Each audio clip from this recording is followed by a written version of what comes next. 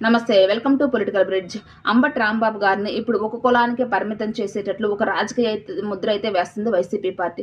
YCP party ఏ విధంగా కుల రాజకీయాలు చేస్తుందో గమనించండి. అంబటి రాంబాబు గారికి కులాభిమానం లేదు. నేను ఏ ఒక్క కులానికి సంబంధించిన వ్యక్తిని కాదు, నాకు అన్ని కులాలు సమానమే అని చెప్పేసి స్వయంగా ఆయన కూడా అన్నారు. ఆయన ఇంట్లో పెళ్లిళ్ళు కూడా ఇంటర్ కాస్టల్ మ్యారేజ్ చేశారు. ఆయనకే లేని కులాభిమానం ఇప్పుడు ఆయన తప్పుగా మాట్లాడితే, ఆయన శిక్ష పడితే ఆయనకి కులాన్ని తీసుకొచ్చి కుల రాజకీయాలు చేయడానికి ఎందుకు ప్రయత్నిస్తున్నారు? ఇక్కడ కాపు కులాన్ని ఉద్ధరించడానికే నేను ఉన్నాను అని చెప్పుకుంటున్న ముద్రగడ పద్మనాభసింహారెడ్డి గారు ఇప్పుడు ఒక్కసారిగా వచ్చి అంబటి రాంబాబు గారి విషయంలో టీడీపీ ప్రభుత్వం కావాలని కాపులను అణిచివేస్తుంది అని చెప్పేసి మాట్లాడుతున్నారు. ఈయన గారికి ఎప్పుడు వైసీపీ పార్టీకి లాభం చేకూరుద్దో అప్పుడు నిద్రలోంచి లేచి మరీ వచ్చి మాట్లాడుతూ ఉంటారు. ఒక కులాన్ని రెచ్చగొట్టేటట్టు వ్యాఖ్యలు చేస్తుంటారు. నిజం చెప్పాలంటే మాత్రం ఈయన గారి వల్ల నిజంగా రాష్ట్రంలో లాభం ఏమన్నా ఉందా చెప్పండి. ఇప్పుడు అంబటి రాంబాబు గారు అన్న మాటల్ని తప్పు పట్టకుండా ఆ తప్పుడు వ్యాఖ్యలు చేసిన దానికి శిక్ష పడితే కులాన్ని తీసుకురావడం ఎంతవరకు కరెక్ట్?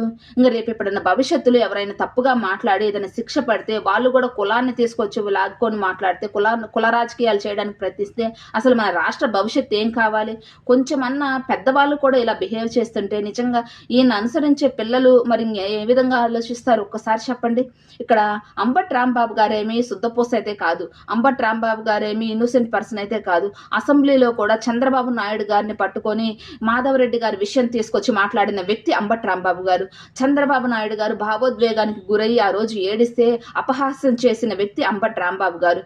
ఇప్పుడు చంద్రబాబు నాయుడు గారిని బండబూతులతో తిట్టింది కూడా అంబటి రాంబాబు గారు. ఇటువంటి రేతికి శిక్ష పడాల్సింది పోయి ఈయన అన్న మాటల్ని తప్పు పట్టాల్సింది పోయి ఈయన్ని సపోర్ట్ చేస్తూ మధ్యలో కులాన్ని తీసుకొచ్చి కుల రాజకీయాలు చేస్తున్నారు వైసీపీ పార్టీ వాళ్ళు. ఒక్కసారి రాష్ట్రంలో ఏ పార్టీ కుల రాజకీయాలు చేయడానికి ప్రయత్నిస్తుందో గమనించండి. నిజంగా ఇలాంటి రాజకీయ పార్టీలు మన రాష్ట్రంలో ఉండడం మన రాష్ట్రం యొక్క దౌర్భాగ్యమనే చెప్పుకోవాలి.